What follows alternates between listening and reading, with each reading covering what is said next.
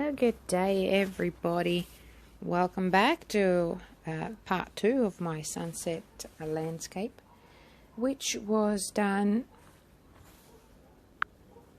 yesterday. So it was done in resin and Le'Rez pigments. So now I am applying some acrylic paint with a brush and just painting a tree. And you can see there on the left I've got a photo of a tree, and just using it as a bit of a guideline for a little while, and then I just go and do my own thing, because you get the idea and then you just carry on and do your own thing. So you can see that I put a little kink in every branch, big branch, and then I just, wherever the kink is, I just add a smaller branch, and then they have a kink, and then you just keep going like that. It's not hard to paint a tree. And the last time I painted a tree, I noticed that my hand was a little bit steadier than now, but that's alright. It just means that I've got extra kinks. Make it kinky. Oh dear. I'm a little bit silly because I've already recorded the audio for this whole video, and somehow I pressed the back button and got rid of the lot. So I'm doing it again, and I'm just going to have a bit of fun now because, I already had enough. Had a long day. But it's great to be able to create again because, it just feels wonderful to not have to worry about things so much. And I just love this new place, a new house that I'm in, and my new studio. I'm finally settling in, which is great. So it's good. It's been quite a hard year, and better days ahead, that's for sure. So just showing you some of my brushes. I kept changing them because I haven't used them in such a long time that they've kind of they've just become a little bit raggedy. So I try to do what I can and not get double lines. So in the end I ended up using some pens as well to do the finer lines.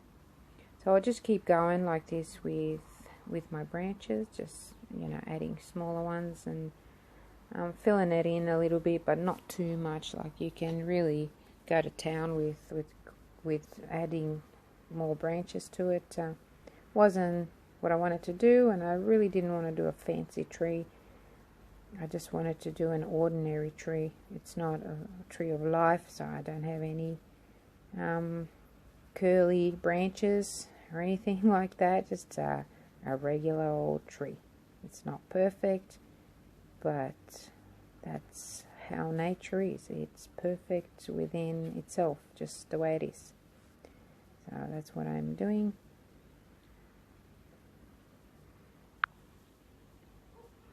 So I've cut quite a bit of this video. It took me about 40 minutes to do this tree, and I've cut quite a bit of it out.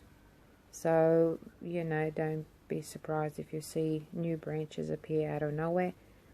It's just I just wanted to save you from a real long video. Just wanted to show you pretty much what I did and how I did it. And I'm sure there's a lot of people out there who know how to paint a tree, and better than I do. But this is maybe for somebody who just wants to have a bit of fun and listen to my voice and just watch me add little branches to a tree. However, you can of course fast forward and see what else I will be adding to this painting apart from the tree, and some funky little things are coming up. I won't tell you because you can watch and see. I actually didn't plan them, but I ended up adding them because they just looked like they belonged there, and I'm so pleased that I did. And for those of you who wish to know what colours I used in the background, and haven't seen the previous video that I posted, which was a demo of how I created it, I used Le'Rez epoxy pigments. The green is Lucky Green. The reddish brownish tint that you see there is red copper. The orange is Nemo, and the golden yellow is actually sunflower yellow mixed with a little bit of bright gold pigment. And that yellow mix is also distributed through the green as well as through the red copper and the orange, which is Nemo, so that you get some really cool shades. And you know, I always say you don't have to buy every colour there is. You can mix and match. You can mix the pastes with the powders and the powder pigments with pigments, and pastes with pastes, and get the shade that you want, you know, metallics with the matte colours. It's awesome what you can get. Just experiment a little bit. Have fun with it. That's what it's all about. Try, you know, on a smaller scale first, and if it works, just do a larger batch. And that's what every artist does. And I'm still playing around with these little branches now, going around adding more, because it feels like it needs some there. The tree still looks a little bit bare. I have cut out quite a bit of this video, but now looking at it, I think I've cut out the wrong sections.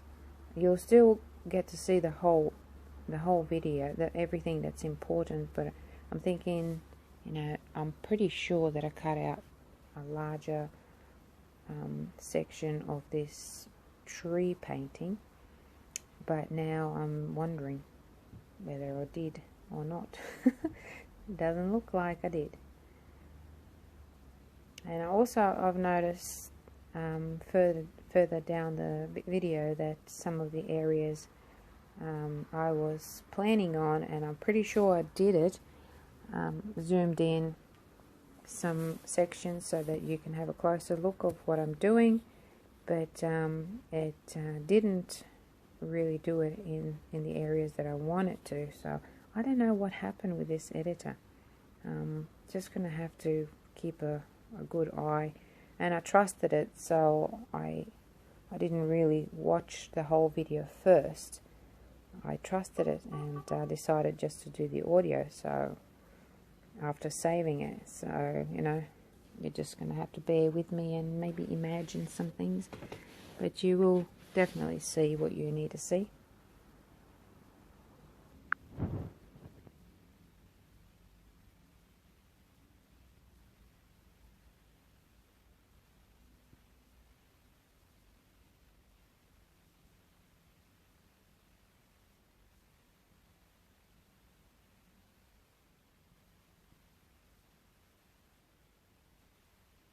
There I'm just showing you the pen that I use, which is a permanent liner pen, and now thinking, oh, I hope that doesn't bleed through when I pour my clear coat of resin over it.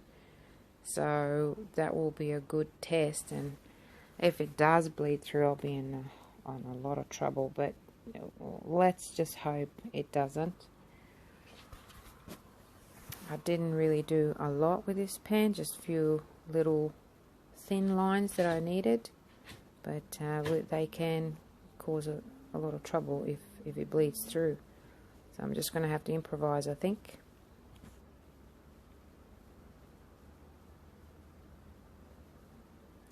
Ooh, so what I'm doing now is really funky and fun. That's what I was telling you that I decided to do halfway through painting that tree. because I kept looking at those little hills, you know, they just look like little hills, like a wave of land. So I wanted to follow those wiggly lines and just paint some trees there. And this is the area which was supposed to be zoomed in so that you can have a better look and see what I'm doing here. So that's just the simplest little house and a little simple tree next to it. I mean, a kid could paint this. I didn't want to do it realistic. I just wanted to do, you know, squares and triangles pretty much, and a little funky looking fence next to it, you know, between them, so, and some shrubs and things like that just make it look funky. And later on I will apply some acrylic paint, some colors, and color them in. They, you know, end up looking really fun, like a pink roof and a green roof and a gold roof, and, you know, a red looking walls. It's just a bit of fun. I really enjoyed it. So that's a little tree that I just painted down there. If you can zoom it in yourself, just have a look. I do apologize that it didn't work out to plan. So if you could zoom it in, you'll be able to see exactly what I'm doing. But so much fun, and even doing a little footpath in front of the house, you know, like in front of the door, and the fence that you can see, it's not perfect. The lines are all crooked, and that's exactly what I wanted to do. And I know that sometimes when I joke, I say that was totally planned. Well, this actually was planned. I didn't want to do straight lines. It's a real crooked kind of scene, and that's what I wanted to present in this painting. Just something fun, something creative, and like a flow of, you know, like little boats on a wavy sea. This is just a wavy land, I suppose, and you have all these houses floating about. Oh, here we go. It zoomed in here, but it's in the wrong spot. So yeah, I'm actually colouring in one of the houses on the other side, which you can't see, and another one, again the same sort of thing. You can see my face there and my hand moving, but you can't really see what I'm colouring in. So, but you can see that fence I was telling you, and the crooked ones. If you look right in the middle to the left a little bit, that's what I mean. Here comes my pink roof, which was supposed to be orange, but because of the background, and the paint is a little bit on a transparent side, it kind of came out a little bit pink. But I do fix that afterwards by adding a little bit of gold to it, and that fixed it, no problem. Like I said, a kid can paint these types of houses. Not supposed to be realistic, just, you know, bit of fun. And I believe what I'm doing now is I'm just painting, or rather drawing with my pen, a couple of little lovebirds on one branch, and then I'm going to paint another couple on another branch. They just look so cute. You can see them now. If you zoom in, you'll be able to see what I'm doing. And on the other side, I'll paint those two birds. Seriously, I painted them 3 times and wiped them out, because wiped them off because they were just not right. One looked so fat and it looked like a duck sitting on the tree. So I was thinking to myself, what is wrong with you? Come on, get it right. And I think because I was focusing so much on those little tiny little lines of the branches and things, that I was getting a little bit cross-eyed. That's my excuse, and I'm sticking to it, okay? Just could not get those birds right, but anyway, they turned out okay in the end. So what I'm doing here is I wanted to put some bit of shading, a bit of a glare there from the sun onto the branches with the gold Posca pen, and then I decided not to go with it.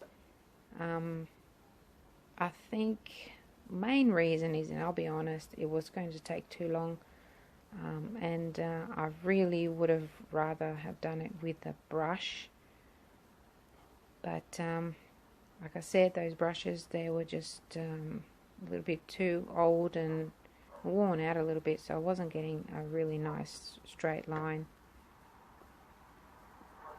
So we're nearly done with this painting, so I'm going around with some gold now, which is an acrylic paint, and it's a little bit transparent, so I'm able to see the colour underneath it, which changed the colour completely, that pink I was telling you about, and made it into a really nice shade. I'm just going around and just playing with it, really doing touch-ups and things like that. I do tend to carry on and on, and I had to stop myself because I wanted to make it really like unrealistic, but you can sort of see what it is. There you go, just a little bit of a close-up of the photos. And here are some more close-ups, so you can see that crooked fence and just the simplicity of the trees and the house and the footpath and everything. So let me know what you think. I had a lot of fun creating this, and I will have another little play with it today. So until then, bye bye.